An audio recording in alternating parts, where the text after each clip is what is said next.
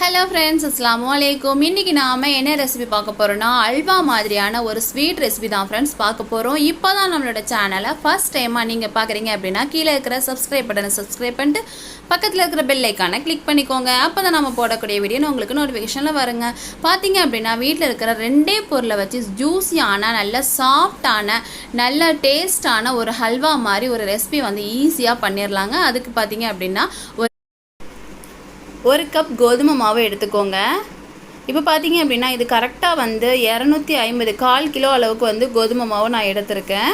அதில் கொஞ்சமாக உப்பு சேர்த்துக்கிறேன். அதை வந்து சப்பாத்தி மாவு பிசைகிற அளவுக்கு கொஞ்சம் கொஞ்சமாக தண்ணி சேர்த்து பிசைஞ்சு எடுத்துக்கோங்க. நம்ம சப்பாத்தி பூரிக்கெல்லாம் மாவு ரெடி பண்ணுவோம் இல்லையா, அதே மாதிரி கொஞ்சம் கொஞ்சமாக தண்ணி சேர்த்து இந்த மாதிரி எடுத்துக்கோங்க.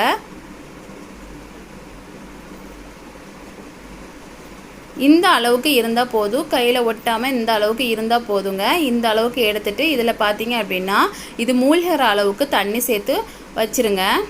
இப்போ பார்த்தீங்க அப்படின்னா இது மூழ்கிற அளவுக்கு தண்ணி சேர்த்தாச்சு.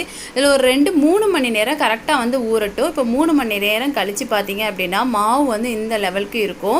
இப்போ பார்த்தீங்க அப்படின்னா அது ஒரு பெரிய பாத்திரத்தில் போட்டு நல்லா வந்து பிசைஞ்சு எடுத்துக்க போகிறோம். இப்போ வந்து பால் எடுக்க போகிறோம், கோதுமை மாவு பால் வந்து எடுக்க போகிறோம். நீங்கள் வந்து 3 மணி நேரம் நல்லா ஊறின உடனே பார்த்தீங்க அப்படின்னா அது மாவுலேருந்து பால் வந்து தனியாக பிரிஞ்சு கிடைக்கும். இந்த மாதிரி நல்லா பிசைஞ்சு எடுத்துட்டிங்க அப்படின்னா தனியாக வந்து சக்கை வேறா பால் வேறா பிரிஞ்சு வந்துடும். இந்த மாதிரி நல்லா கையை வச்சு அழுத்தி நல்லா பிசைஞ்சு எடுத்துக்கோங்க. அதில் வந்து கோதுமை மாவு பால் வந்து தனியாக கலந்து வரும். இப்போ பாருங்கள்,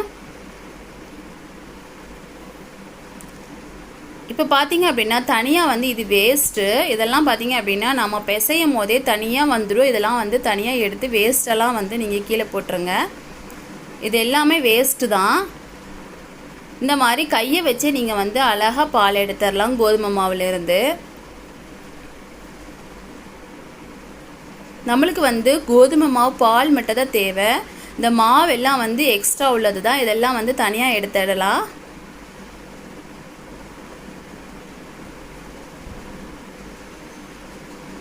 இதை அப்படியே கொஞ்சம் நேரம் அப்படியே விட்டுருங்க. ஒரு 10 நிமிஷத்துக்கு இந்த மாதிரி நீங்கள் வச்சிட்டிங்க அப்படின்னா தனியாக வந்து மேலாப்பில் வந்து பால் வந்து நம்மளுக்கு தனியாக கிடச்சிடும். கீழே வந்து கோதுமை மாவு தேவையில்லாத வேஸ்டேஜ் எல்லாமே பார்த்தீங்க அப்படின்னா கீழே அப்படி இருக்கும். நீங்கள் தனியாக ஒரு பாத்திரத்தில் 10 நிமிஷம் கழித்து இந்த மாதிரி எடுத்துட்டிங்க அப்படின்னா நீங்கள் எந்த ஃபில்டரும் பண்ண தேவையில்லை, தனியாகவே நம்மளுக்கு கோதுமை மாவு பால் வந்து ரெடி ஆகிடும். இந்த பாருங்கள், இது வந்து வேஸ்ட்டு, இது நம்மளுக்கு தேவைப்படாது. இதை வந்து கீழே விட்டுடலாம். இதையுமே பார்த்தீங்க அப்படின்னா இன்னொரு 10 நிமிஷத்துக்கு வச்சிங்க அப்படின்னா அதுக்கு மேலாப்பில் இருக்கக்கூடிய தண்ணி எல்லாமே வந்து எக்ஸ்ட்ரா வந்து சேர்த்த தண்ணி எல்லாமே வந்து அது வெளியேகிடும். இப்போ பாருங்கள் 10 நிமிஷம் ஆயிடுச்சு. அதுக்கு மேலே இருக்கிற தண்ணியெல்லாம் பாருங்கள் அப்படியே வேஸ்ட்டான எக்ஸ்ட்ரா இருக்கிற தண்ணி எல்லாமே பார்த்தீங்க அப்படின்னா வெளியாகிடும். அதை வந்து நம்ம வந்து ஃபில்டர் பண்ணி எடுத்துக்கலாம்.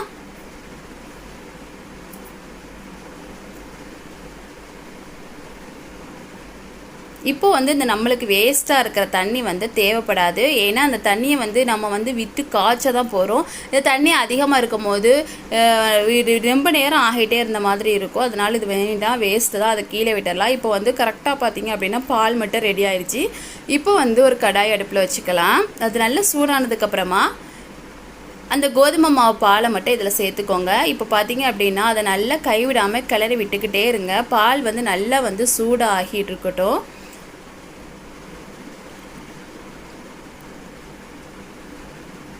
இந்த கோதுமை மாவு கப்பு வந்து எத்தனை கப்பு பால் இருந்துச்சோ அத்தனை கப்பு நீங்கள் வந்து கரெக்டாக பார்த்தீங்க அப்படின்னா எனக்கு இதில் 1.5 கப்பு வந்து பால் இருந்துச்சு.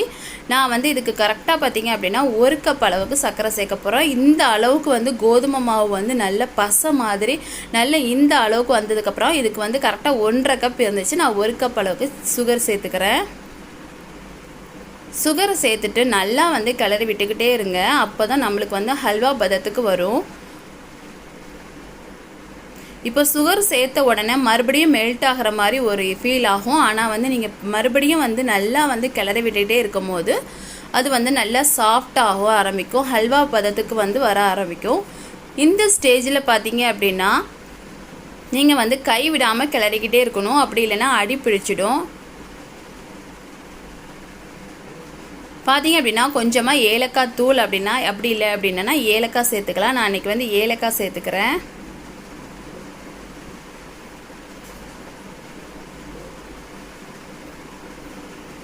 இந்த ஸ்டேஜில் பார்த்தீங்க அப்படின்னா கொஞ்சம் கொஞ்சமாக நெய் சேர்க்க போகிறோம். நீங்கள் தேங்காய் எண்ணெய் கூட விட்டுக்கலாம், நெய் இருந்தால் ஓகே, அப்படி இல்லைன்னா தேங்காய் எண்ணெய் கூட விட்டுக்கலாம். இதை வந்து கொஞ்சம் கொஞ்சமாக வந்து நெய் சேர்க்க போகிறோம். நெய் வந்து அதிகமாக இதுக்கு தேவைப்படாது, ஒரு 3-4 டீஸ்பூன் மட்டும் தான் இதுக்கு தேவைப்படும். இப்போ பார்த்தீங்க அப்படின்னா ஹல்வா பதத்துக்கு கொஞ்சம் கொஞ்சமாக வந்துக்கிட்டே இருக்குது. இதை வந்து நல்லா கைவிடாமல் சிம் மோடில் வச்சே கிளறிக்கிட்டே இருங்க. அப்போ தான் வந்து அந்த ரெசிபி வந்து கரெக்டான பதத்துக்கு வரும். அப்படியே கோதுமை மாவு வந்து பச்சை வாடைன்னு சொல்லுவாங்க இல்லையா, அந்த வாசனை எல்லாமே போகிற அளவுக்கு நீங்கள் வந்து நல்லா கிளறி விட்டுக்கிட்டே இருங்க. லைட்டாக வந்து அடிப்பிடிக்கிற மாதிரி இருந்துச்சு அப்படின்னா நீங்கள் வந்து ஒரு டீஸ்பூன் வந்து நெய்யாவது, அப்படி இல்லைன்னா தேங்காய் எண்ணெய் அந்த மாதிரி ஏதாவது சேர்த்துக்கணும்.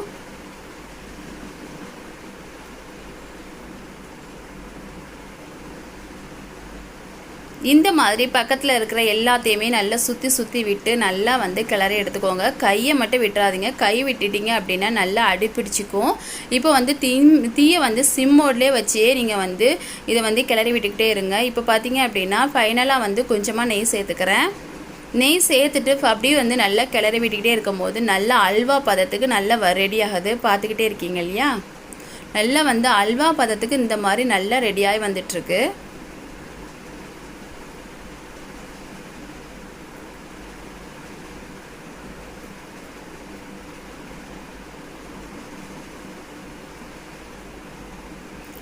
இப்போ அதோட 10 நிமிஷம் ஆயிடுச்சுங்க. இப்போ பார்த்தீங்க அப்படின்னா நல்லா ஒன்றோடு ஒன்று நல்லா சேர்ந்து நல்லா அல்வா பதத்துக்கு இந்த மாதிரி ரெடி ஆகிடுச்சிங்க. இப்போ பார்த்தீங்க அப்படின்னா இதை வந்து ஆஃப் பண்ணிவிட்டு நீங்கள் வந்து ஒரு பிளேட்டில் வந்து ஆயில் அல்லது கீ ஏதாவது சேர்த்துக்கோங்க. சேர்த்துட்டு இதை அப்படியே வந்து இந்த பிளேட்டுக்கு மாற்றிடுங்க. பிளேட்டுக்கு மாற்றிட்டு சரிப்படுத்திடலாம். இதை வந்து நல்லா ஒன்று போல் பிளேட்டில் வந்து நல்லா வந்து ரெடி பண்ணிடலாம். ரெடி பண்ணிவிட்டு ஒரு 10 நிமிஷத்துக்கு நல்லா ஆற விட்டுருங்க. நல்லா ஃபுல்லாக வந்து ஆறினா தான் வந்து நல்லா டேஸ்ட்டாக இருக்கும். இது வந்து நல்லா ஆறணும். இப்போ பார்த்தீங்க அப்படின்னா நான் வந்து ஒரு 15 நிமிஷம் ஆயிடுச்சு, நல்லா ஆறிச்சு. ஒரு பிளேட்டுக்கு மாற்றிட்டு பார்த்தீங்க அப்படின்னா நல்லா சாஃப்டான நல்ல டேஸ்டான ஹல்வா பதத்துக்கு ரெடி ஆயிடுச்சுங்க. பார்த்தீங்க அப்படின்னா உங்களுக்கே தெரியும் எவ்வளோ ஈஸியாக நல்ல சாஃப்டாக வந்து நான் கட் பண்ணுறேன்ட்டு. இது குழந்தைங்களுக்குலாம் பார்த்தீங்க அப்படின்னா நல்லா விரும்பி சாப்பிடுவாங்க. கோதுமை மாவில் வந்து சாப்பிடாத குழந்தைங்களும் இந்த மாதிரி நீங்கள் ரெசிபி வந்து ரெடி பண்ணிட்டீங்க அப்படின்னா நல்லா சாப்பிட்ருவாங்க. இந்த மாதிரி உங்களுக்கு தேவையான சைஸில் கட் பண்ணி எடுத்துக்கோங்க.